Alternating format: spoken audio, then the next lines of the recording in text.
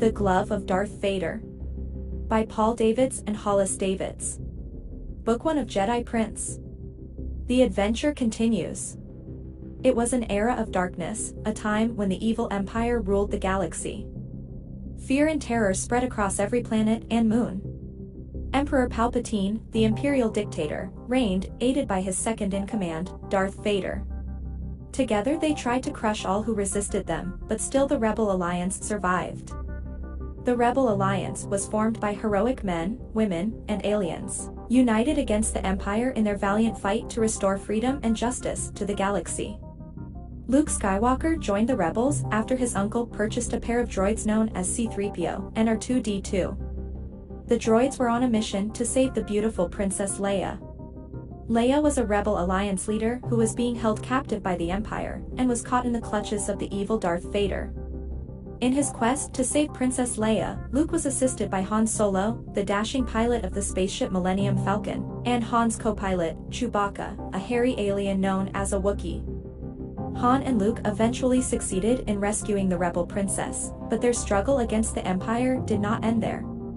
Luke and his ragtag group of rebel freedom fighters battled armor-clad stormtroopers and mile-long star destroyers, and faced the Empire's mightiest weapon of all, the Imperial Death Star. The Death Star was a battle station as big as a moon, with the power to destroy an entire planet. It was exploded by the rebels in a deadly mission. The Empire soon built a second Death Star though, this one even larger and more powerful than the first. In the course of his adventures, Luke sought out the wise old hermit, Obi-Wan Kenobi, who became Luke's first teacher in the ways of the Jedi Knights. The Jedi Knights, an ancient society of brave and noble warriors, were the protectors of the Old Republic in days before the Empire was formed. The Jedi believed that victory comes not just from physical strength, but from a mysterious power called the Force. The Force lies hidden deep within all things. It has two sides, one side that can be used for good, the other side a power of absolute evil.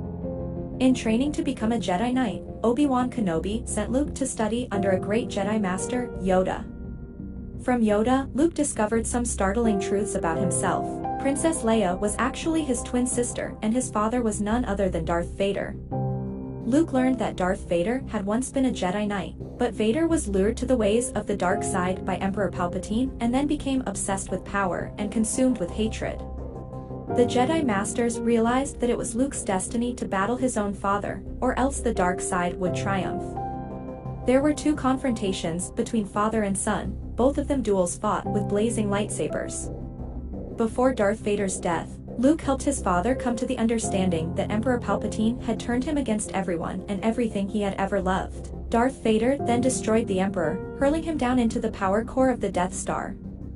Then the Death Star itself was destroyed, exploded in a rebel attack. With the Empire's evil leaders gone and their battle station destroyed, a new era has begun. Imperial warlords have been fighting for power among themselves, but no one knows who will seize control. However, the prophets of the dark side have foretold that a new emperor will soon arise, and on his hand he shall wear an indestructible symbol of evil, the glove of Darth Vader.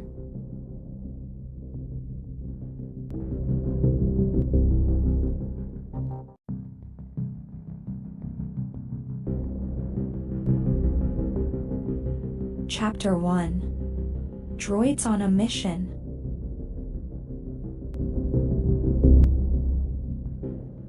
C-3PO's frantic voice echoed through the droid repair shop on Yavin 4, the fourth moon of the planet Yavin. But, Master Luke, 3PO was saying, Kessel has always been last on my list of places in the galaxy I'd like to see. Particularly on a dangerous spy mission without my own head. You're only getting a different head cover, not a whole new head, Luke Skywalker said to his golden, human-shaped droid. He bent to examine a used droid head on a shelf. We're not going to touch a single one of your microcircuits. We just don't want you to be noticed in a crowd of Kessel droids. The Kessel droid head Luke was holding had a punched-in, evil-looking face. It was a face that didn't match 3PO's gentle personality at all. What do you think of this one? Asked Luke. That one? There's something lacking in your taste, Master Luke. It's unsightly and it's green. 3PO stammered. Didn't I tell you about your new color plating? You're not going to make me green, are you? 3PO exclaimed, waving his arms. Don't panic, said Luke. Your gold color will be restored, along with your usual head cover, when the mission is over. Come on, let's get started. Luke pressed his inter-office communications device, signaling the droid modification team that 3PO was ready. The team was a group of two 1B technical droids that specialized in repairing other droids and replacing their worn-out parts. The two 1Bs brought with them R2-D2, a barrel-shaped droid that they had just finished modifying. R2 now resembled a dark green Kessel mining droid, complete with a Kessel insignia on his dome. R2-D2 beeped, turning his new dome left and right so that Luke and 3PO would notice. No, I don't think you look wonderful, replied 3PO, who was an expert at translating 6 million galactic languages and understood all of R2's beeps, buzzes, and whistles. Walking away from his little friend, 3PO reluctantly left with the droid modification team. He returned an hour later. I hope you're satisfied, 3PO said with dismay. You look perfect, Luke replied with a smile. Come on, we have to get to the new Senate. You don't want to miss the beginning of Mon Mothma's briefing, do you?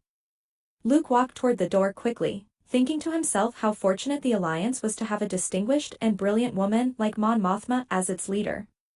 When Mon Mothma explained our strategy for the battle against the Death Star, you were on time to hear her then, and this is no time to be late either, 3PO. Especially since all of the key members of SPIN will be there. SPIN was short for the Senate's Planetary Intelligence Network, a secret organization within the Alliance's new galactic government. Luke's airspeeder zoomed over the treetops of the rainforest on Yavin 4, dodging the peaks of the old pyramids. Soon he could see many of the elaborate structures that had been built by a long-vanished race. He saw the Great Temple. And to his left the Temple of the Blue Leaf Cluster. And up ahead the Palace of the Woolamander, where the new Senate met. It was nearly twilight when Luke landed the airspeeder. He hurried 3PO and R2 up the ramp to the main Senate entrance, and they proceeded down a stone hallway until they reached the briefing room. Seated at the conference table were 2 human women, 2 human men, and 2 aliens. The women were Mon Mothma and Princess Leia. The men were Han Solo and Lando Calrissian, the governor of Cloud City on the planet Bespin, and the aliens were Chewbacca, the Wookiee, and Admiral Akbar, the sad-eyed fishman and war hero from the watery world of Calamari. Luke took his place at the center of the table, with 3PO and R2 standing nearby. Well, kid, Han said to Luke, you sure did a great job on these droids. If I didn't know what was going on, I'd swear I was on Kessel. Thanks, Han. Coming from you, that really means a lot, Luke said to his friend. Kessel is a planet that all experienced cargo pilots try to avoid, said Han. Especially me. But a few times, when there was a fortune to be made from transporting spice, I flew the trip from Kessel anyway, against my better judgment. In fact, I've made the Kessel run in the Millennium Falcon in less than 12 standard time parts. You told me that the day I first met you, back in the cantina at the Mos Eisley spaceport on Tatooine, said Luke. Remember? When I showed up with Obi-Wan Kenobi and... Yeah, I remember, kid, now that you mention it, interrupted Han. He knitted his brows and frowned. Well, take my word for it, things have gotten even meaner on Kessel since then. And it's tough times there for spice traders and old Corellian space pirates like me. These days, if they even suspect you might be loyal to the Alliance, they send you straight to the spice mines, to be a slave for life.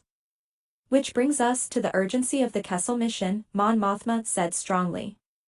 Thousands of Grand Moffs, evil warlords, stormtroopers, Imperial droids, and enemy officers from the Empire are arriving at Cassandra Stadium on Kessel for a big gathering in their capital city.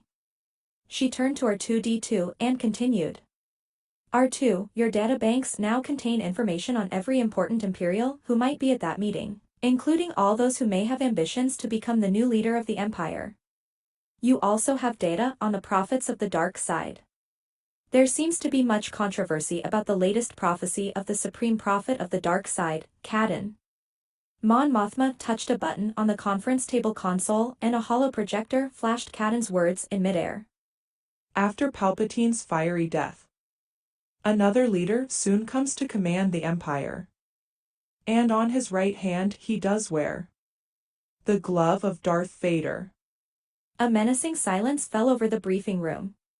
Tugsiini, Beeped R2, as his new dome rotated back and forth. He wants to know how the right-hand glove of Darth Vader can still exist, said 3PO. Unlike the left-hand glove, the right glove was made to be indestructible, Mon Mothma replied. A symbol of evil that would survive forever. After Luke cut off Darth Vader's right hand in their lightsaber duel, the glove was believed to have been hurled out into space when the Death Star exploded. According to our intelligence reports, she continued, the glove has not yet been found. We have teams out searching for it, but it's possible that someone at the Kessel meeting might have found the glove already and claim to be the new Emperor. Suddenly Mon Mothma's hollow projector created an image of a meteor. 3PO and R2, this may look like a meteor, but it's actually your landing pod, she explained. Admiral Akbar and his fellow Calamarians built this especially for your mission. We guarantee that it will do the job, Admiral Akbar said confidently. Lando smiled and nudged his friend Han Solo, who was sitting beside him. Han has been kind enough to offer me a ride back to Bespin, said Lando, so that I can get back to Cloud City for some urgent business. On our way, as we pass near Kessel, we'll eject the pod from the Millennium Falcon, right, Han? Sure thing, Han put in. The pod should get through enemy defenses undetected, said Mon Mothma, turning to the droids. It's also been designed for your escape from Kessel. When your mission is over and you reboard, the pod will shed its meteor coating so that it will look like a spherical Imperial probe droid. Then it will automatically soar to the upper atmosphere, where you'll be picked up by an Imperial command speeder we captured, Command Speeder 714D. 3PO rubbed the back of his new metal head cover. He thought he could hear a fuse popping somewhere inside his electronic brain. This was all so shocking. And what if we get lost on Kessel? He asked timidly. You droids managed to find Jabba the Hutt's palace on Tatooine all by yourselves, Luke reminded 3PO. And you even helped rescue Han when he was frozen in suspended animation inside a block of solid carbonite, said Leia. Growth. Chewbacca agreed. On the outside chance that you droids do get lost, Mon Mothma added, remember that we've programmed our 2D2's data banks with maps of Kessel that we recovered from an escaped slave. Those maps show every street in the capital city of Cassandra and the layout of Cassandra Stadium, even the slave's secret escape tunnel you'll be using to get into the stadium. At last Mon Mothma concluded the briefing and sent everyone to get a good night's rest before the mission began. Master Luke, sir, said 3PO in a sinking voice. Are you sure there's no one else in the Alliance better suited for this mission than our 2D2 and me? You computed the odds yourself, 3PO, replied Luke. I asked you what the chances are of any human or alien who's loyal to the Alliance getting back from Kessel alive. 3PO nodded. Only one chance in 12,600, he said, sighing. Very well, then. It's all for the best. We droids are replaceable, after all. Under the starlit sky of Yavin 4, Han Solo walked Princess Leia to her quarters.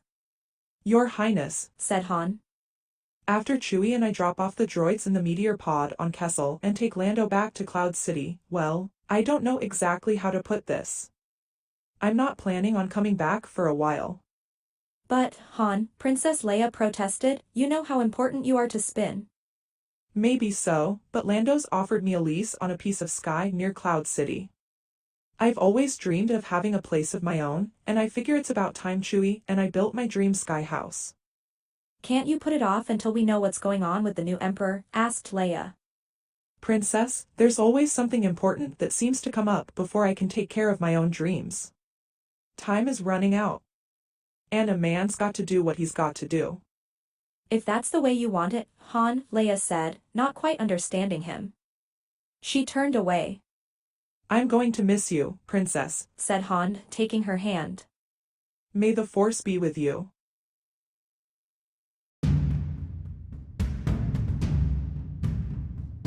Chapter 2. Lightning Power of the Dark Side.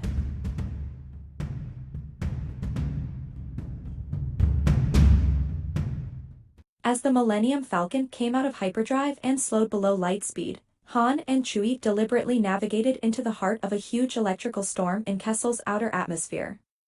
The black lightning clouds were an unsuspecting place from which to eject the meteor pod. Squeak! The cargo door screeched as it opened. Soon the pod was dropping toward Kessel, buffeted by strong winds, its outer rock coating struck by lightning, its interior heated by friction. But it kept adjusting its path of descent, taking the droids to where they needed to go.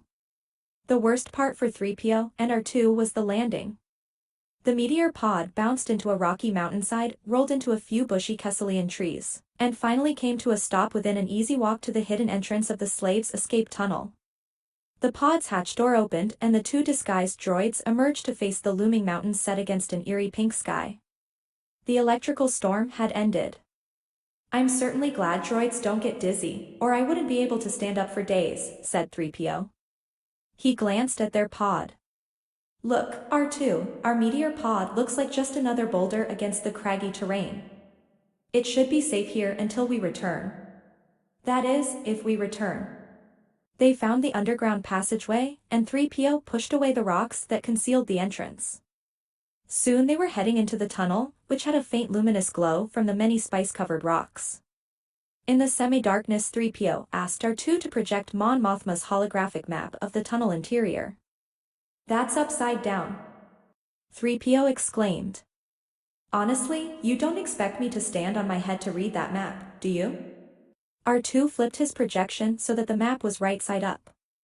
After studying it, 3PO plunged ahead. With every clattering step, he took R2 closer and closer to Cassandra Stadium, which was at the very edge of the capital city of this Imperial slave planet. "Hurry, this way, R2, said 3PO. "Mon Mothma's map said the entrance to the stadium is somewhere down here." Dweep beweep. Beeped R2, rolling along as fast as he could. "No, it isn't my fault that we're here," replied 3PO as he walked even faster. "We do have our orders, you know. Let's just hope that nobody finds out who we really are. Otherwise, they'll take us apart and use us for spare parts, or worse." 3PO continued talking without pause, since droids never have to stop to catch their breath the way organic creatures do. "It's positively horrifying. Half the Imperial officers in the galaxy are gathered together, practically right above our heads, and goodness knows what evil plans they're making." Cassandra Stadium was the frequent site of gladiator games in which slaves fought to the death, while sportsmen from throughout the galaxy placed bets. Today, however, there would be no gladiator games. Drip boop in. Beeped R2. "I quite agree with you," replied 3PO, nodding his head. "I'd have thought they'd given up the war, too, when their second Death Star blew up, and when Emperor Palpatine and Darth Vader died, and—" "Oh no." 3PO walked into a metal column and clattered to the ground. "Now look what you made me do." He quickly picked himself up and checked his plating for dents. "You're always distracting me, R2. R2 gave a sing-song series of toots and whistles. Rewa dweet. Be Sazun. "No, there aren't any droid-eating monsters down here. Now stop babbling and help me look for the entrance to the stadium and, gracious. There it is back there. Why didn't you tell me we passed it, you nearsighted hunk of tin?" Verbeep. "Well, the same to you." 3PO cautiously opened the creaking metal door and sneaked out of the darkness, with R2 rolling along behind him. The pink sky was so bright it nearly blinded 3PO's eye sensors. When his sensors cleared, 3PO could see that they were at the lower level of the stadium, where slaves and droids were gathered to listen to the speeches. All around them were green humanoid droids with menacing heads and barrel-shaped spice-mining droids, who looked just like 3PO and R2 did in their disguises. Above them, in the comfortable bleacher seats that surrounded the pit of slaves, were so many Imperial officers and stormtroopers that at first they all seemed to blur together. R2 raised a long-distance sensor to get a close-up view. Then the barrel-shaped droid began matching the faces he saw with the faces and names of the Imperial officers in his databanks. The crowd became quiet as a Grand Moff, one of the Empire's regional governors, began to speak. The beady-eyed Grand Moff was bald and his teeth had been filed into sharp, spear-like points.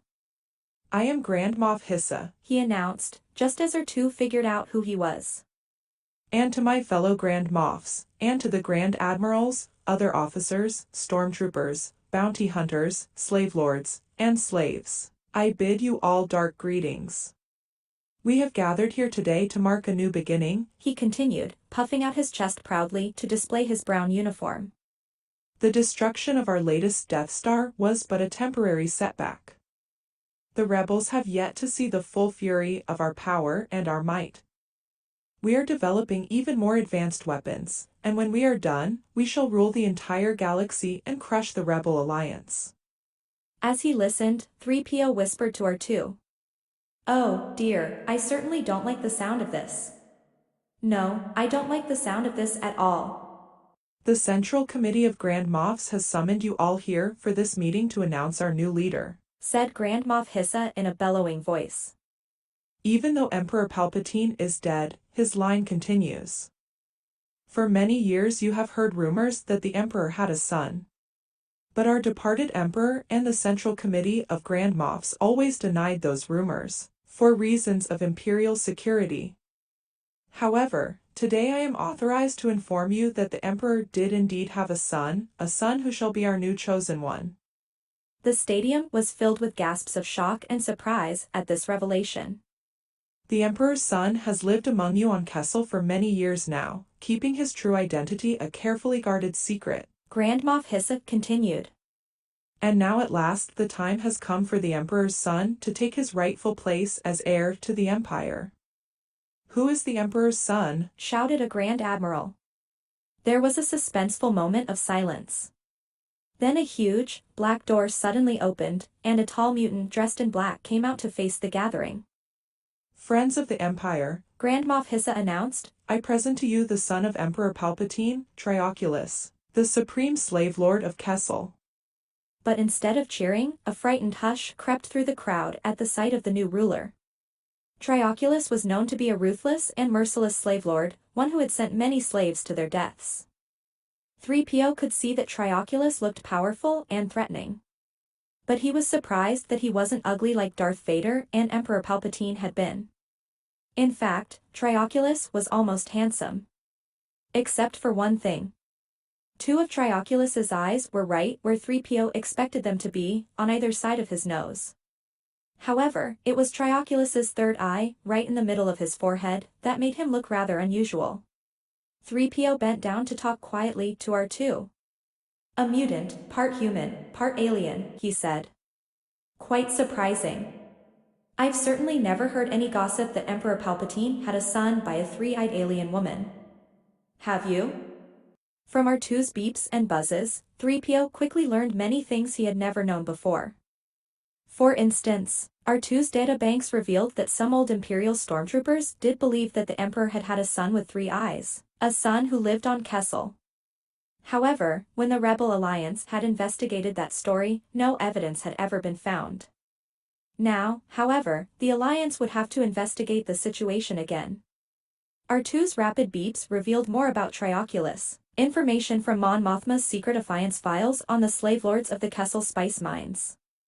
Trioculus had a reputation for being among the most evil and cruel of the Kessel slave lords, personality traits that developed when Trioculus was just a child. As the only mutant in his school on Kessel, he was teased and hit constantly by the other students who made fun of his third eye. Trioculus became obsessed with fighting back and taking revenge. He became the schoolyard bully, and he learned how to make his classmates fear him, by spying on them and reporting those who didn't follow the rules. As Trioculus grew older, he studied the history of warfare and imperial military tactics. That was when he had first become devoted to gaining total control over both his enemies and his friends. Trioculus had few friends. But it was the quality of his allies that counted, not the quantity. Through his study of warfare he had won friends among important Imperial officers, especially the spike-toothed Grand Moff Hissa, who respected Trioculus's total loyalty to the Imperial cause. And so, as one of Grand Moff Hissa's pets, Trioculus had come up from the ranks of overseers of the spice mines. Soon afterward, again with Grand Moff Hissa's help, Trioculus had been appointed Lord Overseer and Supreme Slave Lord. The crowd continued to watch in hushed silence, as Trioculus began to speak in a cold, throaty voice. My father, the Emperor, had many powers of the dark side. But without 3 eyes he could never achieve perfection. It was known by the ancients that a Dark Lord with 3 eyes has a secret strength possessed by none other. And so it is my destiny to rule over my father's empire and bring us the glory that he never achieved. Grand Moff Hissa came forward. We have heard from Trioculus, the Emperor's son, and we shall obey him, one and all. Prepare to bow and accept your new emperor. A member of the Imperial Royal Guard stood up and shouted out a troublesome question in a booming voice. Just a moment, Grand Moff Hissa, said the bold and foolhardy Royal Guard member. Lord Trioculus, are you aware that there are others who claim to be the new ruler of the Empire? I have been to the planet Gargan. There, Grand Admiral Grunger says he is our new leader. And he has a fleet of 30 star destroyers. I shall deal with him when I am ready, Trioculus said. He will learn who is the rightful emperor. Then an admiral stood to speak. How can you claim to be the new chosen one when you do not wear Darth Vader's glove? The prophets of the dark side have said that the next emperor shall wear.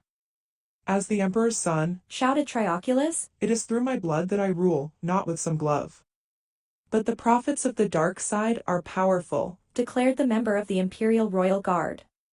They foretold that the rebels would blow up both Death Stars, and they even knew when they would be destroyed. They saw the future. Therefore, they must know our destiny. Only I know the destiny of the Empire, thundered Trioculus. And only I have the power of my father and more, including the lightning power of the dark side. Trioculus raised his arms, and bolts of lightning shot from his fingertips.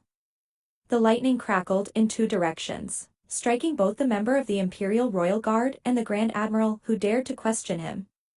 The men fell to their knees, pleading with Trioculus to stop as they quaked and thrashed on the ground, moaning, while the electricity sizzled all around them. At last Trioculus showed mercy on them and lowered his hands. Now who will be the first officer to step forward and pledge his loyalty to me? He demanded. I will, shouted a general. No, let it be me, shouted a Grand Moff.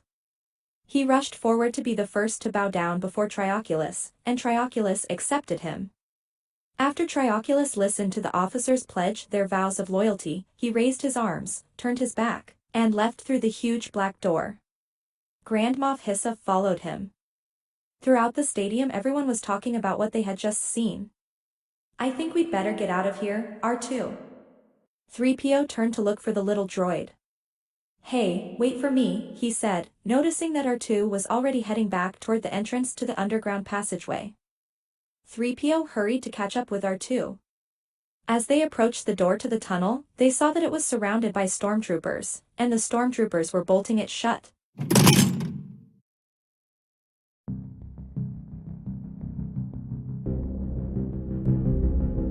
Chapter 3. The 7 Words of Trioculus.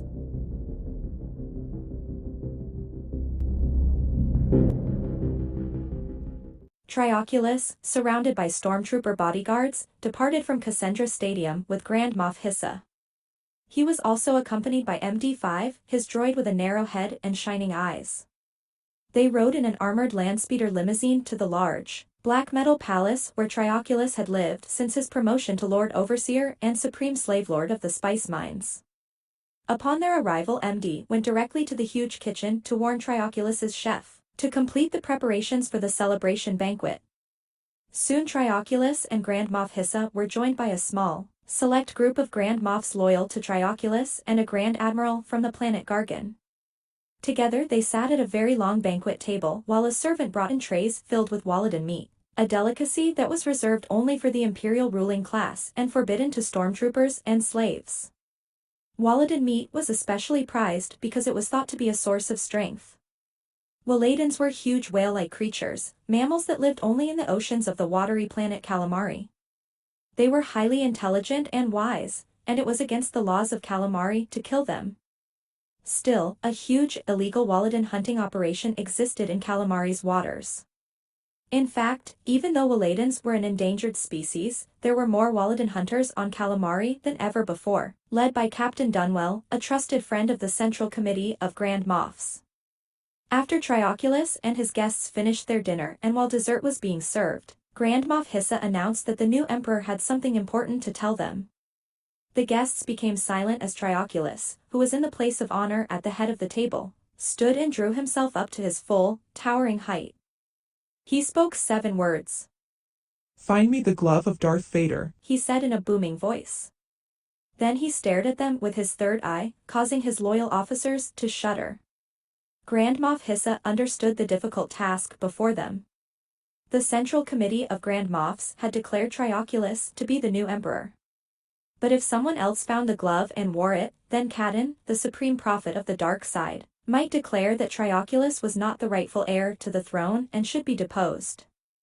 If that happened, the Central Committee of Grand Moffs would lose their credibility and would probably also lose their influence and power in running the empire. Grand Moff Hissa was determined, at any cost, not to let that happen.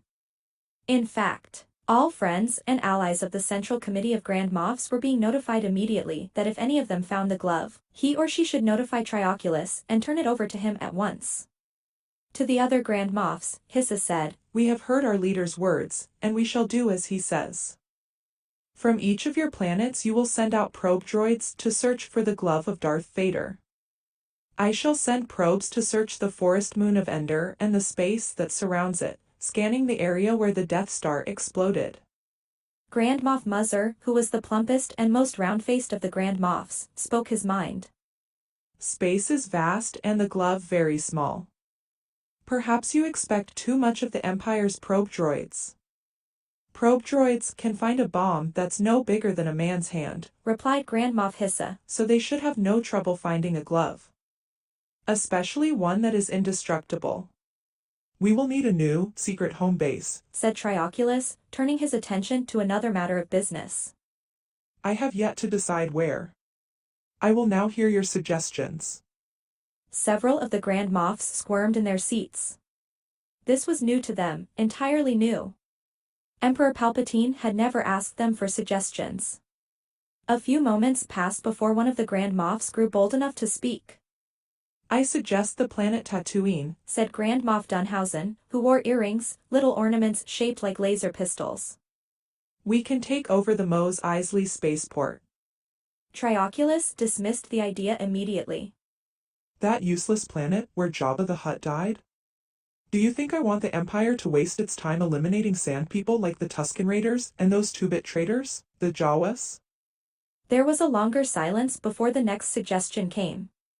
"Bespin," said Grand Moff Thistleborn, whose bushy eyebrows touched each other in the middle and curled up at the ends.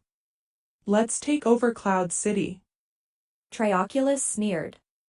"We already have a barge full of factories for building weapons and mining Tabana gas on Bespin. Besides, Cloud City isn't a fit place to train our troops." "Dagobah," offered the Grand Admiral from Gargan. "You're wasting my time," Trioculus shouted, slamming his fist down on the table. The dishes rattled and a serving flask of zoicberry cream fell on its side. "Hoth," Grand Moff Hissa said hesitantly. Trioculus's scowl changed to a sly smile. "Very good, Grand Moff Hissa," he said. "You suggest the coldest, most miserable of all the frozen ice planets. Give me your reasoning." "The new base should be located on a world that the Rebel Alliance wouldn't consider important," Grand Moff Hissa began. "Preferably a world where Imperial stormtroopers won't be too comfortable. Comfortable men grow lazy and rebellious. There are still bases and military bunkers on Hoth that the rebels once used before our 4-legged walkers chased them off the planet," he continued. "All we have to do is move in." Trioculus gave the order. All loyal warlords would transport their Imperial military equipment to Hoth, the strike cruisers, frigates, and shuttles, the star galleons and star destroyers, the torpedo spheres and mobile command bases, the 4-legged Adat snowwalkers, probe droids, and hover scouts. Everything. The Grand Admiral from Gargan suddenly rose to his feet. "You can't do this, Trioculus," he shouted. "You're being too hasty. Until you find the glove of Darth Vader, you won't be accepted as the new Emperor. What if Grand Admiral Grunger finds it first and… The Grand Admiral fell forward onto the banquet table and spoke no more. The Grand Moffs looked from one to the other with raised eyebrows. Most of them had expected the lightning power from Trioculus's fingertips to kill the Grand Admiral. But it wasn't Trioculus's style to exert himself to execute just anyone. He had instructed Grand Moff Hissa to take care of that kind of dirty work, especially in the case of a traitor interfering with a high-level Imperial conference. And so the deed was done by Hissa with one short blast from his sidearm laser pistol. 3PO and R2 were lost on the streets of Cassandra. Unable to exit the stadium the same way they had entered it, they quickly joined the flow of droids streaming away from the event, hoping they wouldn't be noticed. Walking around the city, they hadn't found one street sign that matched the information in R2's databanks. Sutsut Naizba. R2 beeped in frustration. "Calm down, R2, there must be some mistake," said 3PO. "We'll find our way," Peace for Hutch. tooted R2. "Then let's go down to the next street and check that one," replied 3PO, heading south. Chuk Diaz Mabutan Nuzesh. R2 beeped noisily when they came to the next sign. 3PO shook his head in dismay. "Slave Lord Boulevard. No, this definitely isn't Spice Mines Avenue. It seems that all these streets have been renamed since Mon Mothma got that data." The two droids wandered along the twisting streets of the city. The boulevards were bustling with stormtroopers and spice transport vehicles went bouncing past. As 3PO and R2 crossed an avenue, they were almost run over by some Imperial officers who were riding in a landspeeder limousine. After hours of going around in circles, 3PO and R2 finally made their way out of the capital city to the very edge of the mountains that were filled with spice mines. "I wasn't cut out to be a spy," 3PO declared as he finally located a path through the Kesselian trees. "I should go back to working with binary load lifters. That was my first job. I'm still not sure why I left," Diwa Puprup. tooted R2. A tiny radar screen popped out of the little droid's head and began swiftly spinning around. "I certainly hope we get back to Yavin 4, replied 3PO. "Master Luke is going to blow a short circuit when he hears the news about the Emperor's son." Such Briya. "Now what are you beeping about, you hysterical bag of bolts?" 3PO looked up at the pink sky to see an Imperial command speeder that looked just like the one that was supposed to pick them up. But R2 confirmed its number was not 714D, so there was no reason to assume it was friendly. And soon there wasn't just one command speeder, there were 3, then 4 of them. They seemed to be flying close to the mountains, looking for something. 3PO began calculating the odds that they were searching for a certain meteor pod and 2 particular droids. He shook his head in dismay when he realized the chances were 1,245 to 1 that the Imperials had figured out they were there. 3PO led R2 behind a giant boulder, where they could peek out at the craggy, rocky meteor pod that had brought them to Kessel. But no sooner had the droids begun looking at their pod than a command speeder began shooting laser blasts at the surrounding boulders. "I have a very bad feeling about this, R2, 3PO said grimly. A blast suddenly struck the pod, exploding it into scrap metal right in front of the droid's eye sensors. "Oh, no," said 3PO frantically. Within moments, 3PO's bad feeling got worse as he watched an Imperial command speeder land near the exploded pod. Stormtroopers got out and began to inspect the debris. "We're doomed," said 3PO. "Get down, you two," said a familiar-sounding voice. 3PO turned and nearly stumbled in shock as a man in a green slave robe pulled back his hood and revealed his face. "Master Luke. You found us. Oh, thank goodness. But what are you doing here?" "Looking for you too. When there was no sign of your pod taking off, Admiral Akbar and I figured you droids might be in need of some help. We took a big gamble by landing. Quick, this way." The droids followed Luke Skywalker into the Kesselian mountain forest. Moments later they arrived at the Imperial command speeder that the Alliance had captured, Command Speeder 714D, which was waiting for them. Once they were safely inside, they greeted Admiral Akbar, who was at the controls, and quickly blasted off. The other Imperial command speeders followed them, firing at them from behind. Akbar and Luke returned the fire. They made a series of spectacular direct hits. One after another their enemies made crash dives, spinning out of control, back to the surface of Kessel.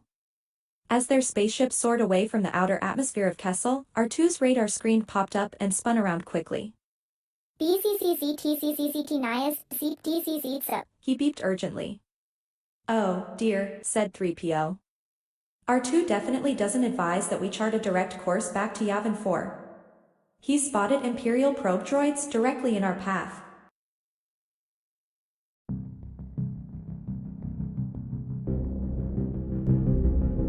Chapter 4. Endangered Waladans.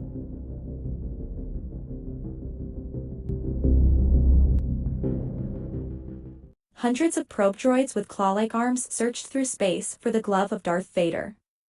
While he waited for the reports from these probe droids, Trioculus delayed moving the Imperial forces to the bleak ice world of Hoth. Soon news began trickling in. The probe droids found everything but what Trioculus wanted most. They found debris from the Death Star, runaway prisoners, unexploded bombs, Alliance starships, and bounty hunters who were stealing Imperial weapons. They even spotted the missing Imperial command speeder 714D, which narrowly got away when it changed course and entered a dangerous, radioactive asteroid zone from which few spaceships had ever escaped. But there was still no sign of the glove of Darth Vader. Trioculus released his fury by hunting giant Fef's beetles in the Kesselian mountains. He managed to kill 3 giant Fefs, and with each conquest Grand Moff Hyssop congratulated him enthusiastically. But still Trioculus wasn't satisfied. In an angry voice he spoke of wanting a bigger hunt, a bigger kill. He proposed a journey to the steaming, ammonia-filled jungles of the planet Kona to hunt star dragons. However, before Grand Moff Hyssop could even ask about arranging such a safari, Trioculus quickly changed the subject. "Have any more troops questioned my right to be the new emperor?" he asked. "Some of the stormtroopers have been heard to complain, Lord Trioculus," replied Grand Moff Hyssop. "I want their names." Trioculus boomed, exploding with anger. "Their treason shall be punished." "Yes, your lordship." Grand Moff Hyssop searched his mind for something new to report. "I also thought you should know that a salvaged spaceship found what was thought to be a glove this morning. Unfortunately, it turned out to be nothing but an old, rusted droid hand, floating in space in a cloud of hydrogen gas." "Don't speak to me of droid hands, Hyssop," said Trioculus, sneering. "My patience for this search is nearing an end." Shortly after they returned to Trioculus's sleek black palace, a shipment of Waladan meat was delivered to the palace kitchen. The delivery agent had come directly from the Kessel spaceport, where the meat had arrived in an Imperial carrack cruiser filled with cargo from the planet Calamari. The agent bowed before Grand Moff Hyssop, who accepted the delivery papers. "I've also brought a message for Lord Trioculus from Captain Dunwell," said the delivery agent. He broke the seal on the small case he was carrying, took out a hologram disc, and handed it to Grand Moff Hyssop, who in turn handed it over directly to Trioculus. "See that no one disturbs me while I find out what Captain Dunwell has to say," ordered the three-eyed ruler. Trioculus took the disc into one of his private chambers and inserted it into a holoprojector. Within moments the face of Captain Dunwell appeared as a holographic image, floating before him. Captain Dunwell had a short white beard and a reddish, leathery face.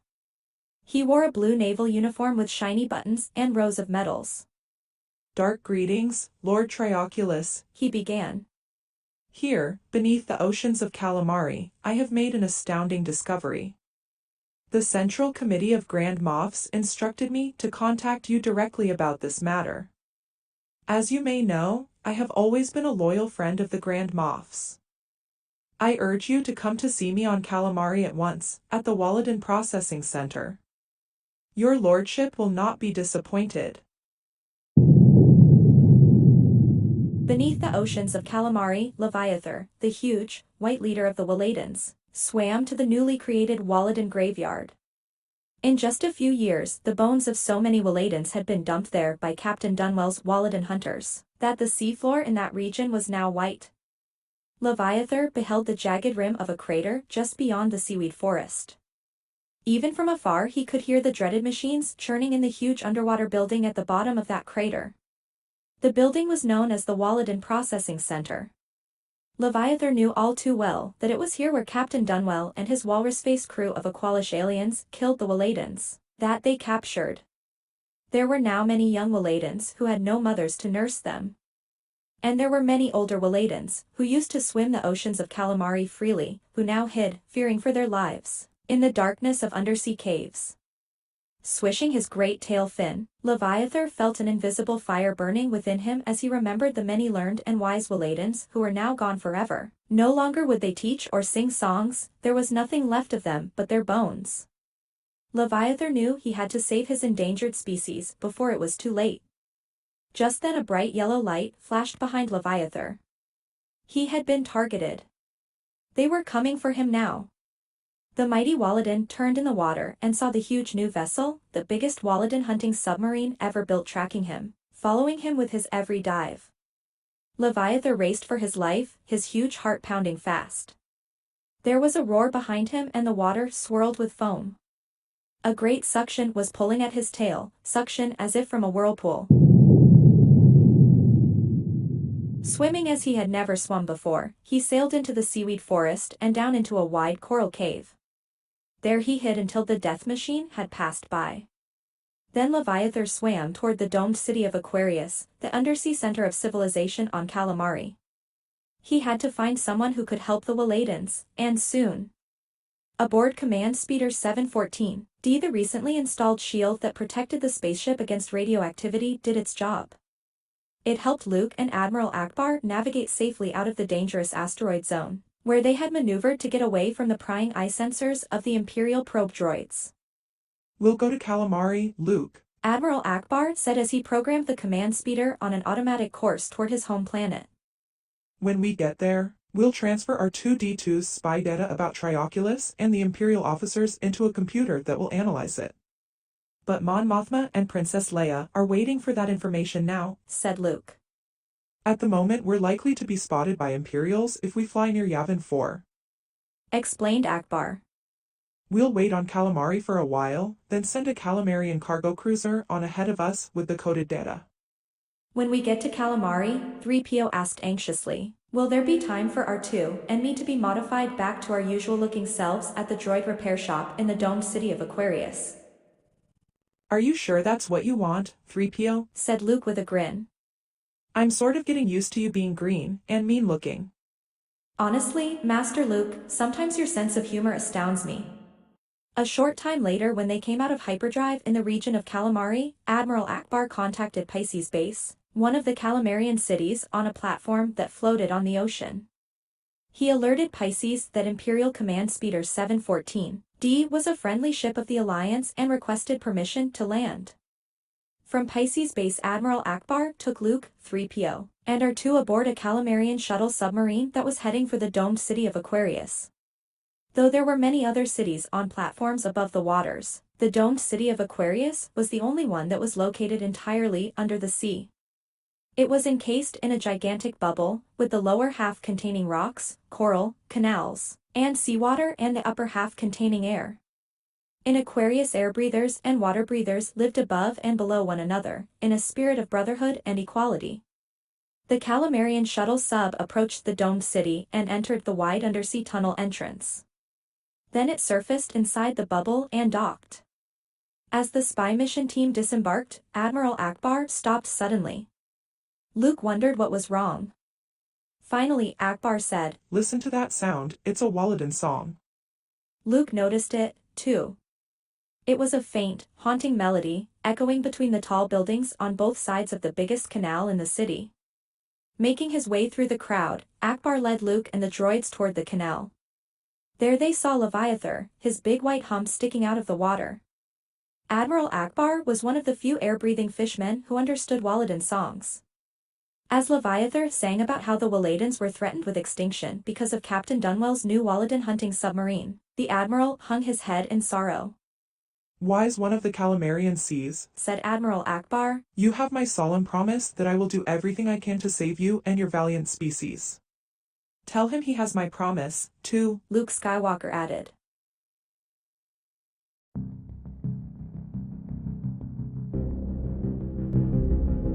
Chapter 5. Captain Dunwell's Discovery.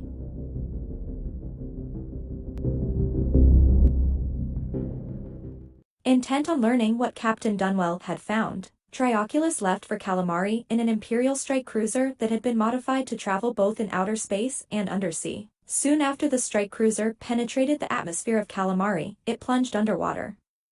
In the cruiser's forward observation room, Trioculus peered with all three of his eyes at the misty, dark ocean bottom. He could make out the outline of a crater. And moments later, inside the crater on the ocean floor, he could see the faint white outline of Captain Dunwell's Walloden Processing Center. We're in contact with Captain Dunwell, sir, said Grand Moff Hissa.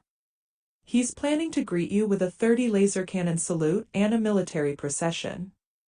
Absolutely not, said Trioculus in a stern voice. If I had wanted to be noticed, I would have asked for a parade, not a private meeting.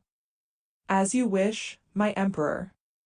As the Imperial strike cruiser approached the Walloden Processing Center, Trioculus could see Captain Dunwell's new, immense Walloden hunting submarine stationed at an open undersea docking bay. It's equipped with whirlpool generators, explained Grand Moff Hissa, for sucking the Walladens right out of the ocean and into big storage chambers. The generators are powered by an antimatter furnace. Impressive, said Trioculus. As the Imperial strike cruiser entered another of the docking bays at the huge underwater facility, Grand Moff Hissa assisted Trioculus's crew with the docking procedures. A clang sounded as a large metal door closed behind Trioculus's Imperial strike cruiser. Then seawater was quickly pumped out of the docking bay, making it safe for Trioculus, Grand Moff Hissa, and the droid MD to climb out and enter the Walloden Processing Center. There they were met by Captain Dunwell, who knelt on one knee and bowed his head before the Imperial leader. Lord Trioculus, he said, a most imperial welcome to you. Then he glanced up and smiled proudly. Trioculus didn't like the way the captain seemed to be staring at him. It was as though the captain were repulsed by Trioculus's third eye. I trust you had a safe and comfortable journey, Captain Dunwell offered, nervously tweaking his short white beard. You need not worry about my comfort, replied Trioculus. I want to know what was so urgent that I had to come all the way to Calamari for you to show it to me. Certainly, your lordship, said the captain, fidgeting with the medals on his bright blue uniform. Come, we should speak in the privacy of my office. Together they climbed up some stairs, then walked along a metal balcony that overlooked an enormous work area. Down below, dozens of Aqualish were skinning several Walladens that had been killed, chopping the meat into huge slabs and loading it into carts. The walrus-faced alien race of Aqualish, who had smooth, tough skins and large eyes, was a stubborn and tough fighting breed. They worked as bounty hunters, mercenaries, and as ruthless Walladen killers. The Walladen meat they were chopping would soon be transported to the Walladen Meat Quality Control Division. Trioculus's three eyes peered down at the workers as he walked slowly from one end of the balcony to the other. He nodded approvingly, but his mind was on other things. In fact, he was in such an impatient mood that his right hand had begun twitching. I hope you're finding this instructive, said Captain Dunwell. My office is just a little farther. They continued walking through cold corridors and across wide work platforms until they reached the building's largest office, which belonged to Captain Dunwell. It had a gigantic window with a wide, sweeping view of the ocean and its enormous seaweed forest containing exotic Calamarian fish of every size, color, and shape imaginable. When the Imperial leader entered the office, followed by Grand Moff Hissa and MD, Captain Dunwell locked the door and pointed to a navigation chart. This chart shows the route I took when I made my last journey to the Valley of the Giant Oysters, located on the other side of the Seascape Mountains. And this area here, Captain Dunwell continued, pointing out a small region of the undersea valley, is where I discovered debris from an explosion. The captain showed Trioculus the few metal scraps that were on his desk. This is some of the debris I brought back with me. I've had it analyzed by an engineer. It's from the Death Star. I could hardly believe it since the Death Star blew up millions of miles away, near Ender. The intense gravity of black holes and other interstellar forces cause warps, folds, and buckles in space, explained Grand Moff Hissa. Asteroids and spaceships have tumbled into these space warps and have suddenly reappeared millions of miles away. The same thing must have happened to this debris from the Imperial Death Star. Enough theories. Hissa, said Trioculus. Continue with your story, Captain Dunwell. He stared at the captain with his third eye, sending out hypnotic waves.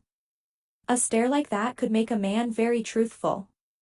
The captain turned slightly pale. One of the chunks of the Death Star lying in the valley was huge, bigger than a Y-wing fighter, all melted and fused in a twisted shape.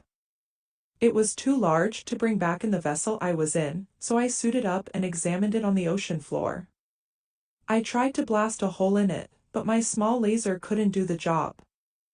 I suspected that it was hollow, so I used my portable X-ray scanner to find out what was inside, he went on. Allow me to show you what the scanner revealed. The captain opened a drawer and took out several X-ray negatives. He studied first one image, then another, and then another. Here, he said at last. Look at this one. He touched his forefinger to the shadowy negative. Trioculus leaned forward for a closer look.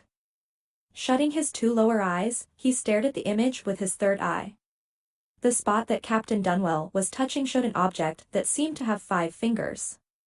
Was it a hand? Or a glove? Trioculus glanced at his right hand, which was trembling once again as he dreamed of fulfilling his goal. No human hand could have survived the heat of the Death Star explosion, he thought. And only one glove was known to be totally indestructible. This had to be it. A short undersea journey away. Almost within his grasp. You were correct to request that I come here, Captain, said Trioculus. You have done well. Thank you, your lordship, said the captain, his voice booming with pride. How soon can you get us to the Valley of the Giant Oysters? asked Grand Moff Hissa. I'll tell my crew to power up the Walloden hunting submarine immediately, Captain Dunwell replied. Even sooner than Trioculus had expected, they were ready to depart. With a mighty roar, the Walloden hunting submarine pushed away from its undersea dock. Bubbling foam churned behind it as the huge submarine picked up speed. Captain Dunwell pointed out to Trioculus each of the vessel's special features. Trioculus's face darkened with a nasty smile. With so much advanced technology aboard, you'll have to make sure this ship is never captured by the Rebel Alliance. Have no fear of that, Lord Trioculus, replied Captain Dunwell. If there's ever an undersea battle on Calamari, I'll destroy this ship myself before I'll ever let it fall into the hands of the rebels. Luke Skywalker's heart was pounding with excitement as 3PO translated R2's high-pitched beeps. All of R2's intelligence data about the meeting of Imperials in Cassandra Stadium was now at Luke's fingertips. Luke and Admiral Akbar soon hurried to the Calamarian office of Spin. For months Luke had received intelligence reports about the Empire's many denials concerning the rumor that Emperor Palpatine had had a son. But at the big Imperial meeting in Cassandra Stadium, the Empire had suddenly admitted that all its denials had been false. Just thinking about it made Luke shake his head in frustration. How could anyone believe anything the Empire said, when the Empire changed the official truth, day by day to suit its convenience? While Luke and Admiral Akbar took care of the urgent business of contacting Mon Mothma about Trioculus, 3PO and R2 checked into the droid repair shop. 3PO was given another head cover that was exactly like his old one, except that this one was shinier, without any scratches, nicks, or dents. He admired his replating job, looking at his golden color from every angle. R2-D2 also underwent a change back to his usual color. But it was his brand new blue and silver R2 dome that made the little barrel-shaped droid spin in circles, showing how happy he was to be back to normal. When the droids came out of the droid repair shop, Luke, 3PO, and R2 boarded a fish-shaped Calamarian mini-sub with Admiral Akbar, who navigated the vessel toward the ocean floor. Now that we've sent the news to Mon Mothma about the Imperial leader Trioculus, it's time we tried to help the Waladans. Akbar told them. And the best way for me to explain the Waladan crisis is to show you the Waladan graveyard. From there it's a short trip to Captain Dunwell's undersea Waladan processing center. Sneak. Beeped R2. R2 wants to know what they do there, translated 3PO. That's where they take the captured Waladans and butcher them, said Admiral Akbar. There they turn those beautiful, intelligent creatures into food for Imperial officers. Perish the thought, said 3PO, shaking his head in dismay. For many years we've had a law on Calamari making it illegal to hunt Waladans, explained Admiral Akbar. But no matter how hard we try, we cannot control Captain Dunwell. He does whatever the Central Committee of Grand Moffs wants, and they want Waladan meat, even if it means destroying the ecology of Calamari. Newspost, Chiik. Beeped R2. R2 wants to know how the hunting of Waladans harms the ecology of your planet. 3PO translated. The Waladans eat the little plants, or plankton, that grow at the surface of our oceans, Akbar explained. If those little plants spread and become too plentiful, as they breathe they could use up all the carbon dioxide in our atmosphere, the process of photosynthesis. Without carbon dioxide our planet would get much colder. You see, we need Waladans to keep the amount of plankton in balance, or we Calamarians could wake up one day to find ourselves in an ice age. Admiral Akbar's attention was suddenly captured by a blip on his sonar unit. Luke, have a look at this, he said in a serious tone. He pointed to a bright circle of luminous light on the sonar screen. The only vessel of this size in these waters is Captain Dunwell's submarine. Let's see what he's up to. Cautiously the Calamarian mini-sub followed the huge, dark shape lurking dead ahead. Light from luminous coral began reflecting off the Waladan hunting submarine, making its dark form more visible. Luke could see that the vessel was like a vast self-propelled underwater fortress. The Calamarian mini-sub followed it silently, navigating the same course at a safe distance to the rear.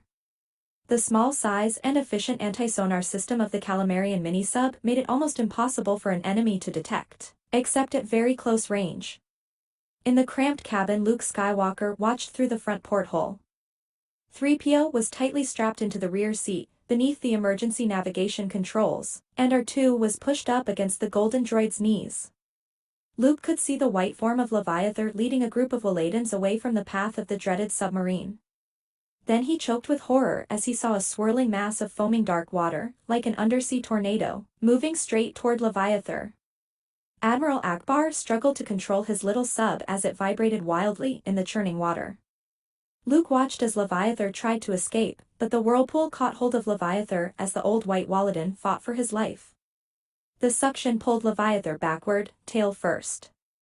Then Leviathan spun around and around at a dizzying speed, while a huge door opened on the side of the Waladan hunting submarine.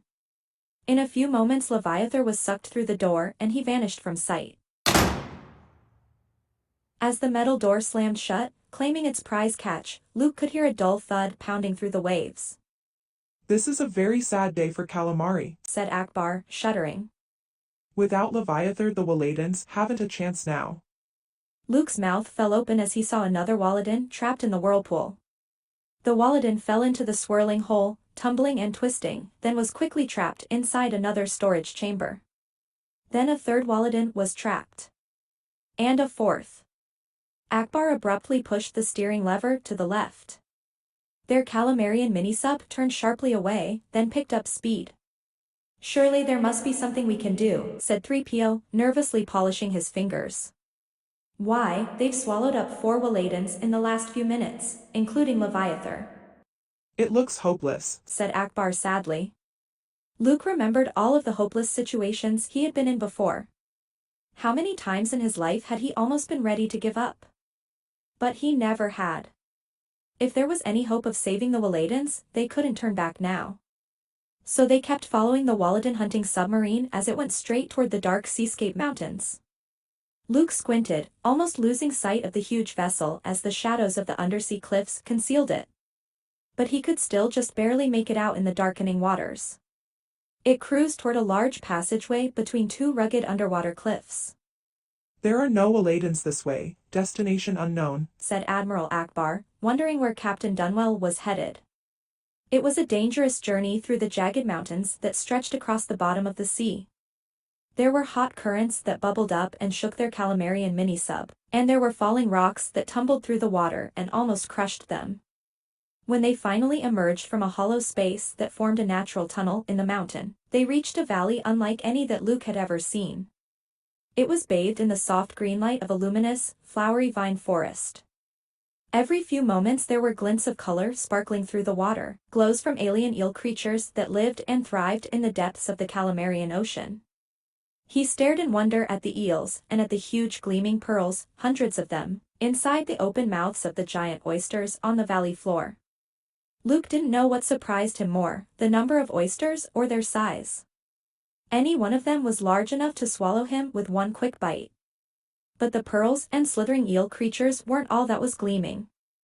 There was a glint from jagged edges that seemed to be scraps of metal. R2's dome top swiveled around and his little radar screen popped up as high as it could go. He tooted and whistled. Tweezed. Well, I do believe you're correct, R2, 3PO exclaimed. It's like a minefield.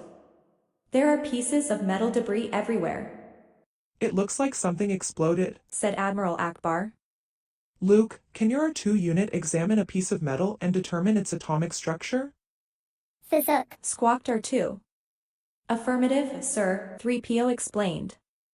Let's use the arm scoop then, said Akbar. Skillfully handling the control for the underwater arm scoop, the Admiral extended a long rod that had a metal claw at its end. The claw grabbed a small piece of scrap metal, then the rod was pulled back into their mini-sub. In a moment a narrow slot popped open on the floor near Luke's right boot, revealing the piece of metal that the arm scoop had just pulled out of the ocean. Luke reached for it. Here you go, R2, he said, holding it in front of his little utility droid. Take a quick reading on this. I'm especially interested to know whether it contains any dunium or phobium, said Akbar. Go. This species? Beeped R2. 3PO translated R2's answer. The metal was 6% dunium, a very heavy element used by the Empire in most of its war machines. The metal was also 3% phobium. Phobium was mined by Emperor Palpatine on Gargan, said Akbar. And there's only one thing I know of that he ever used it for, to coat the power core of the Death Star. Luke's eyes widened in astonishment. So then these are scraps from the power core of the exploded Death Star. He stared through the front porthole again. The Walloden hunting submarine had stopped. A small sub that Luke guessed was an emergency escape vehicle exited the Walloden hunting submarine.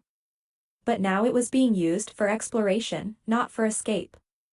Slowly and steadily it approached a large chunk of twisted scrap metal, one almost as large as an Imperial command speeder. Luke felt a shiver run up his spine as he suddenly realized what was about to happen.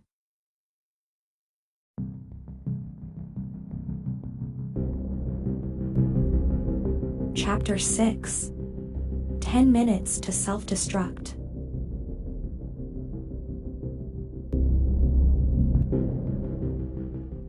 A hatch on the escape sub opened and Trioculus emerged alone, while Grand Moff Hissa and the others remained behind. Trioculus wore a diving suit of the most advanced design, equipped with a helmet that had a miniature arc light. He took a supply of thermal detonators with him. The thermal detonators blasted a hole in the side of the large chunk of the Death Star sprawled across the ocean floor. Then Trioculus pulled himself through the hole into the big, hollow piece of metallic debris. He adjusted the arc light on his helmet so that he could examine the crushed mechanical parts that surrounded him.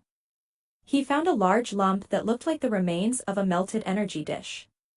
He also found a maze of mashed turbolaser cooling tubes and ion equalizers, scorched and clumped together so that they were almost unrecognizable. And then his third eye noticed 3 black fingertips sticking out from beneath a mashed ion deactivator. He pushed aside the ion deactivator, and there it was, a 5-fingered black gauntlet, in one piece, undamaged by heat or water. In fact, the glove looked just as it must have looked when Darth Vader had worn it on his right hand. Luke bit his lower lip as he kept staring through the front porthole of the Calamarian mini-sub. Using underwater macro binoculars, he could see that the diver had 3 eyes. Trioculus. The Imperial tyrant was re-entering the escape sub, and Luke wondered whether Trioculus had just found the glove of Darth Vader. Akbar, can we catch up with that little sub before it gets back inside the Walloden hunting submarine? Luke asked. I don't see how. Akbar replied somberly. If we get too close, we'll be discovered. One blast from their laser cannons and we'll be finished. I say it's time to retreat then, said 3PO. Luke remembered the words of Yoda, his Jedi teacher. Luke, the coming fight is yours alone. There is no avoiding the battle, you cannot escape your destiny. We're not going to retreat, 3PO, said Luke. He turned to the Calamarian fishman beside him. Admiral Akbar, is there any way we could signal Trioculus and communicate with him somehow? You mean let him know that we're here? Exactly. If we surrender to him, then he'll take us aboard to question us, right? But that will be the biggest mistake he'll ever make. Or the biggest one we'll ever make, said Akbar. Another thought struck Luke. The other thing we could do is attack. Attack, exclaimed 3PO. It was an old Jedi rule of thumb to attack when the odds were overwhelmingly against you, and when there was no other possible way to save your own life or the life of an ally. Luke had used that strategy aboard Jabba the Hutt's skiff when Luke and his friends were about to be executed. Akbar, let's get closer to them, said Luke. Full speed ahead. Full speed ahead, repeated Admiral Akbar reluctantly. Oh, dear, I do hope you know what you're doing, Master Luke, said 3PO in a whining voice.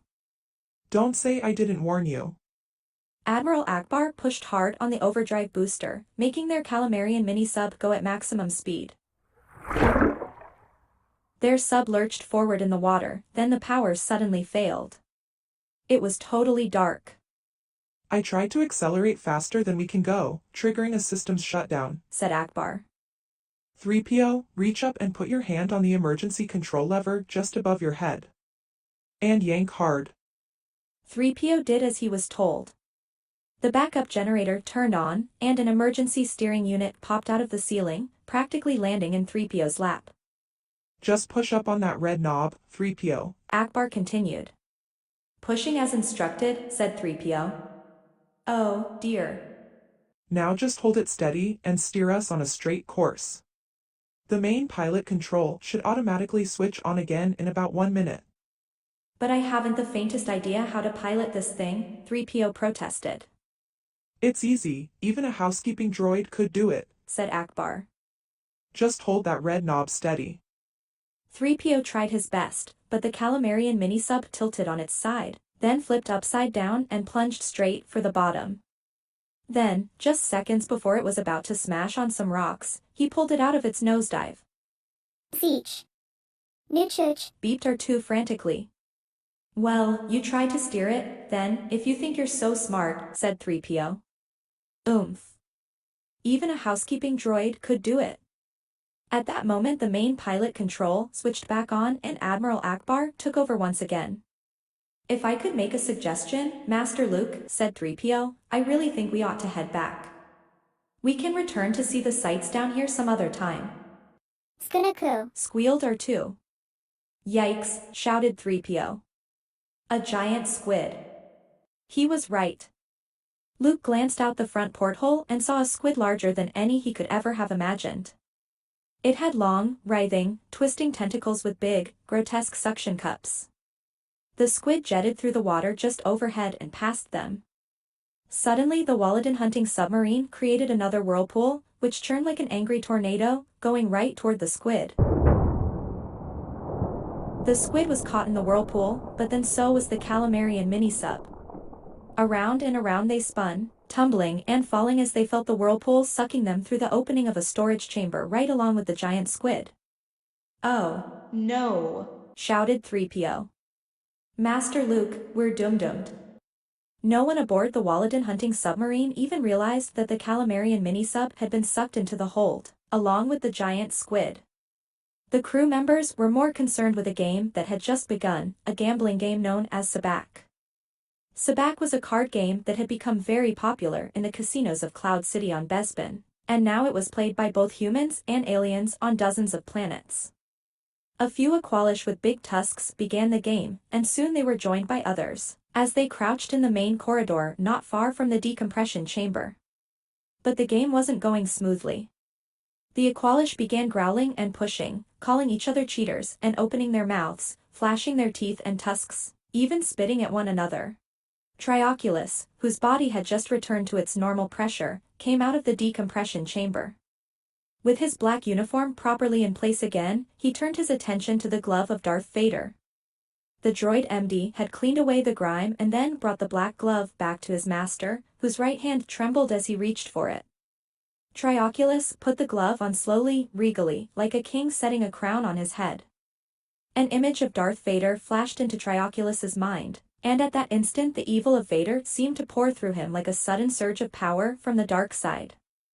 "It fits your hand perfectly, your lordship," said Grand Moff Hissa, flattering Trioculus. "As though it were made for you to wear." They proceeded to Captain Dunwell's cabin. When they approached the part of the corridor where the Sabacc game was being played, Grand Moff Hissa cautioned Trioculus, telling him that the noisy Aqualish gamblers in their path seemed to be out of control. As Trioculus drew closer, the gang of Aqualish didn't even look up, let alone step out of his way. They were as rude and stupid as any Aqualish he had ever encountered anywhere in the galaxy. Grand Moff Hissa clicked his heels to get their attention. "Why aren't you Aqualish at your workstations?" he demanded. But there was no reply, only a snarling growl from the loser and a coarse laugh from the winner as he picked up his credit chips. Trioculus's 3 eyes turned fiery. "You are blocking the path of the supreme ruler of the Empire," Grand Moff Hissa shouted. "Clear a path and get back to work now or you'll all be executed." The one with the thickest tusks just sneered, then spit on the floor and hissed at the Imperials. How dare you? An enraged Trioculus boomed, raising the glove of Darth Vader and pointing it at the Aqualish who had just insulted him. But to Trioculus's amazement nothing happened. The glove didn't work for him the way it had worked for Darth Vader, who had been able to choke the life breath out of his victims by pointing the glove in their direction. Scowling, Trioculus raised his other hand and lightning bolts flowed from his fingertips, causing the offending Aqualish to crumple to the ground, kicking and writhing. The electricity quickly reduced him to an unrecognizable heap. The remaining Aqualish scattered at once, without any further incident. Moments later Trioculus, Grand Moff Hissa, and MD arrived at the captain's private quarters. Captain Dunwell agreed to depart so that the Imperial leader could confer with his most trusted advisors without being disturbed. Shaking his head in disgust, Trioculus sat down in the captain's favorite chair. When Darth Vader pointed this glove, he had the power to choke his victims, he said. The glove is useless if it no longer has that power. The important thing to remember, said Grand Moff Hissa, is that the glove is a great symbol of evil. As we know, the supreme prophet of the dark side, Caden, prophesied that the new emperor would wear that glove. And now that you wear it, none of the Imperial warlords can question your claim to be our new emperor. And Caden won't be able to question your authority either, once we go to Space Station Scardia and prove to him that you have found it. I'm not interested in symbols, said Trioculus. I want the same power as Darth Vader. Grand Moff Hissa continued. My lord, you must realize that, though you are a great slave lord, it could still take many years for you to become a true master of the dark side. Don't forget, the lightning bolts don't flow naturally from your fingertips like they did with Emperor Palpatine. MD had to implant a cybernetic device inside of you so that you could appear to have the lightning power. But if you use it too many times, all that electricity could prove fatal to you. You mustn't use it anymore. Fortunately, however, the lightning device has already served its purpose. It helped us to convince everyone that you are the Emperor's son, which is exactly what the Central Committee of Grand Moffs wanted to do. Never forget, Trioculus said with a blaze of anger in all 3 of his eyes, that when the Central Committee of Grand Moffs proposed to me that I be the one to declare himself the Emperor's son, you Grand Moffs swore you would keep the plot a secret. And in turn I agreed that when I became Emperor, I would share my rule with the Central Committee of Grand Moffs. And I hope you shall never forget, said Grand Moff Hissa, baring his pointy teeth, that we dreamed up this plot only because we had absolutely no choice. The Emperor's real three-eyed son, Triclops, is hopelessly insane, and all of our attempts to cure him have met with failure. Obviously, it's better that a trusted three-eyed mutant, such as yourself, should take his place, my lord. If we were to permit Triclops to rule the Empire, his madness would surely bring about the end of us all. MD removed a small utility case from his left side. He opened the case, then carefully took out 5 very tiny mechanisms, each the size of a man's fingertip. I can put one of these inside the tip of each of the glove's fingers, MD said, holding one of them up. When your fingers press against these devices, they will give off a piercing, high-frequency sound, an ear-splitting pitch heard only by the one you've aimed the glove at. It will make your victims gasp and fall to their knees. Their eardrums will explode and their brains disintegrate, just like Darth Vader was able to do with his own natural power. Luke stared through a mini-sub window down at the giant squid, which lay almost lifeless in a huge, cube-shaped Walloden storage chamber. He breathed a sigh of relief that the squid had been stunned into a state of unconsciousness by the whirlpool. However, there was no relief at all for him when he realized that the mini-sub was trapped inside the same storage chamber as the squid. Although Luke, Admiral Akbar, and the 2 droids were safe for the moment, they had to find a way out fast. Akbar piloted their mini-sub to the top of the storage chamber, which was filled with seawater.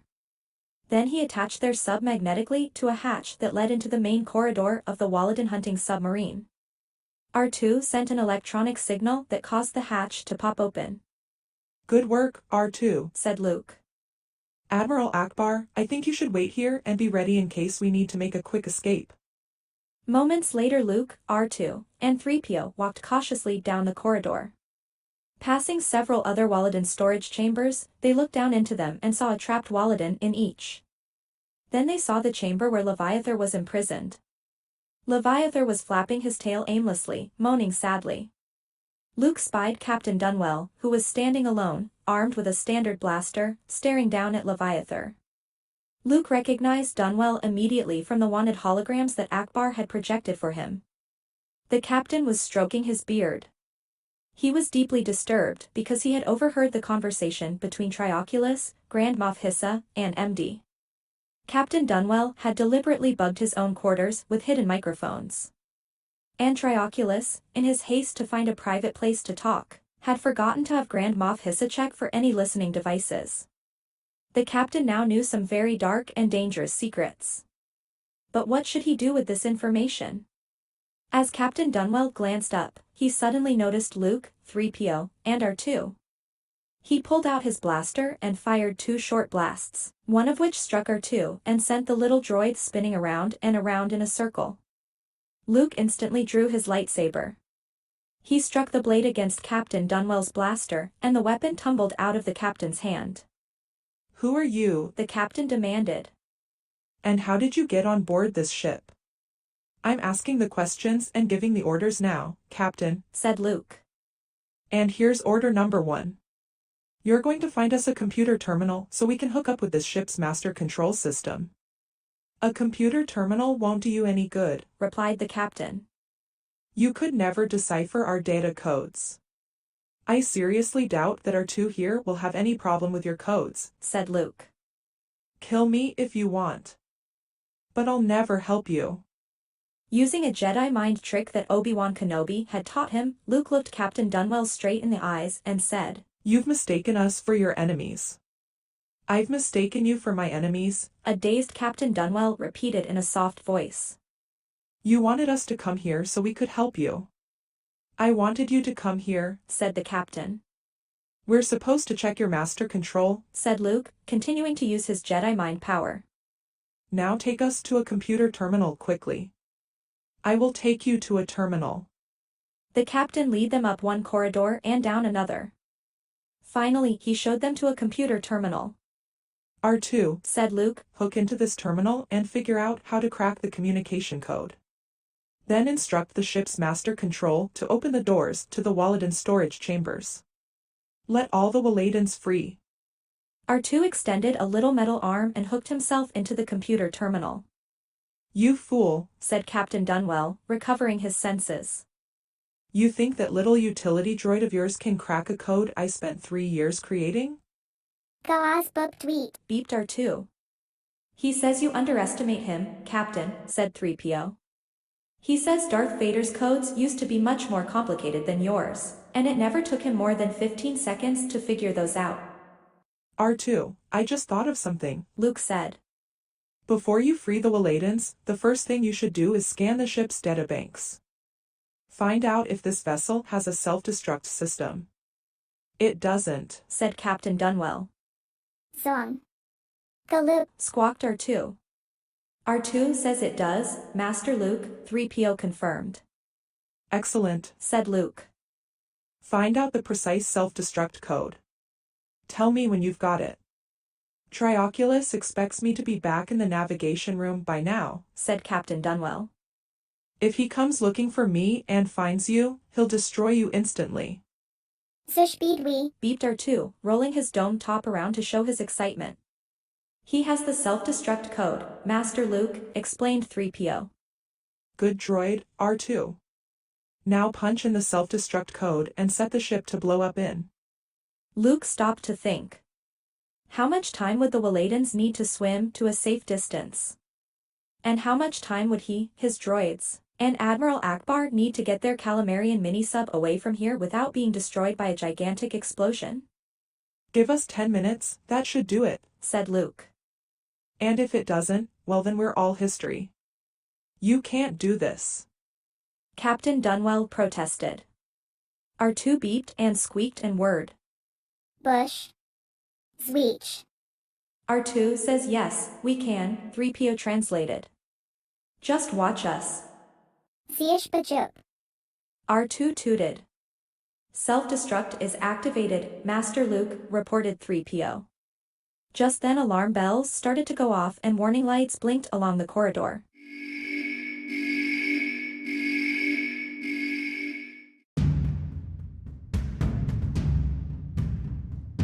Chapter 7. The Captain's Reward.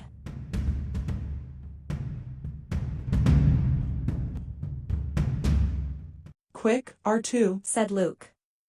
Tell the Master Control to free the Waladans.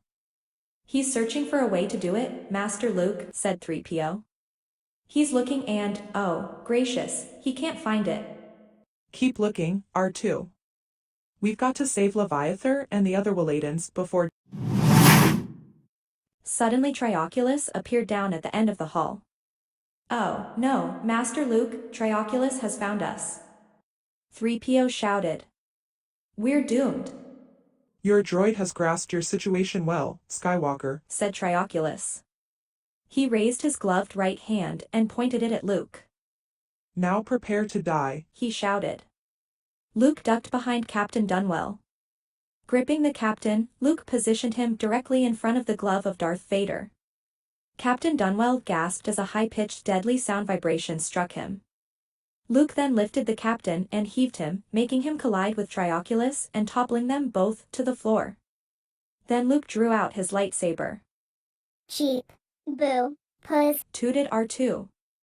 Success, shouted 3PO. R2 has instructed the Master Control to free the Waladans. Just then the doors of the Waladan storage chambers began to open. All the while the alarm bells were getting louder and the warning lights were flashing faster. Time was getting short before the Waladan hunting submarine would self-destruct in a furious explosion that would destroy them all. Trioculus raised his left hand, electricity crackling from his fingertips. Luke met the electric bolt with his lightsaber, deflecting it. Trioculus's eyes bulged and his chest froze, as the warning of Grand Moff Hissa flooded back into his mind. The lightning power would be the death of him if he continued to use it. He was not yet a true master of the dark side, not yet able to absorb intense electric shock without experiencing side effects. But Trioculus allowed the flow of electricity to increase, aiming the bolts so that they would avoid Luke's lightsaber blade and strike him directly in the chest. Luke crumpled to the ground, writhing on the floor as he felt the full force of the powerful jolts. Trioculus continued to pour bolts of electricity from his fingertips until Luke had stopped stirring. Then he lowered his hand and spoke rapidly into a pocket communication device. Hissa, power up the escape sub. Quickly. Hissa's reply came from the device. We'll need Captain Dunwell's keycard to power it up. Trioculus turned to the captain. Hand me your keycard for the escape sub. At once. By the time Trioculus had snatched the keycard from Captain Dunwell's hand, Luke Skywalker was back on his feet and was running down the corridor that would lead him to the Calamarian mini-sub. You may have escaped from Emperor Palpatine, but I shall destroy you, Skywalker. Trioculus shouted. You have my promise. Luke kept running, all the way back to the Calamarian mini-sub. He crawled through the hatch and saw that 3PO and Admiral Akbar were already strapped into their seats waiting for him, and R2 was in position, too. They began their escape. The giant squid was just beginning to stir as Akbar deftly navigated their Calamarian mini-sub over its slowly writhing body. A tentacle nearly grabbed them, but Akbar successfully steered a course through the open door of the storage chamber and into the ocean depths. As they sailed away, Luke looked out the window and saw Leviathan leading the freed Waladans back through the Seascape Mountains, swimming as fast as their fins would take them. Trioculus reached the escape sub with only 2 minutes remaining until the self-destruct system would blast the Waladan hunting submarine apart. MD and Grand Moff Hissa were waiting for him. Captain Dunwell arrived breathless seconds later.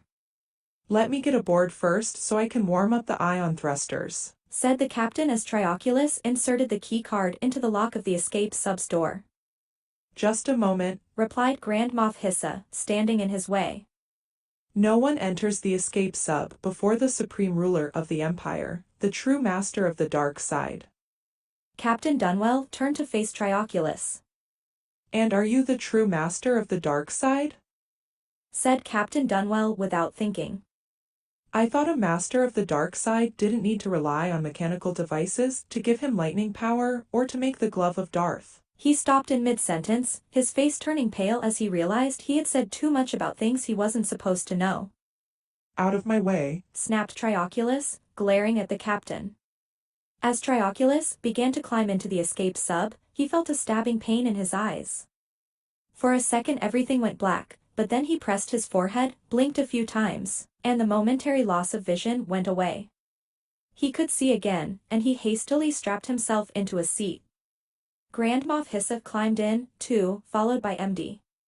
But when Captain Dunwell tried to join them, the Imperial ruler stared at him with a piercing hypnotic glare and said calmly, You know the procedure, Captain.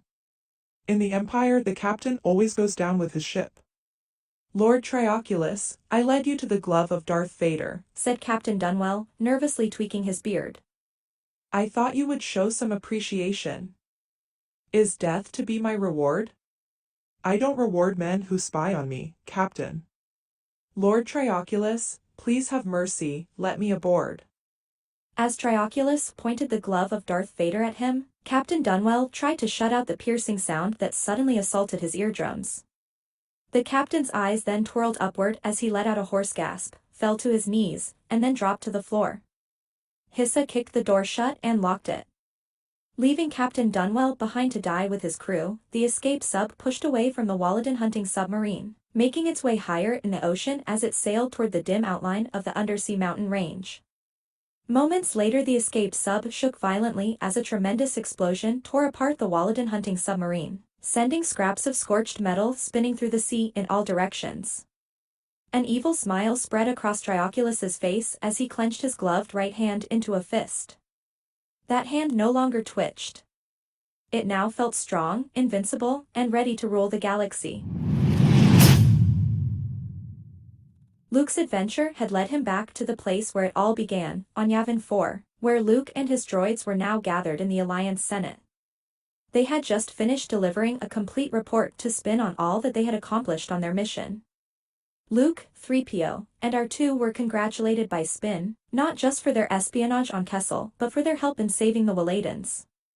When the meeting had adjourned and most of the Spin members departed, Admiral Akbar turned to Luke, 3PO, R2, and Princess Leia and said, On behalf of the planet Calamari, as a special thanks, I'd like to invite you all to be our guests of honor at a special concert of Waladan songs at our domed city of Aquarius.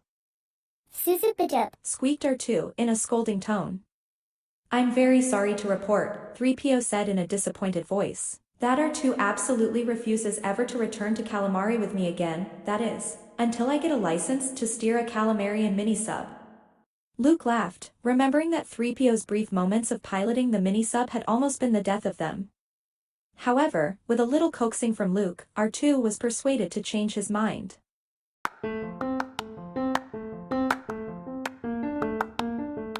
Sure enough, when the day of the Walloden concert arrived, Luke and his friends were once again on Calamari, seated in the Aqua Theater in the domed city of Aquarius. The program of Walloden songs was spectacular.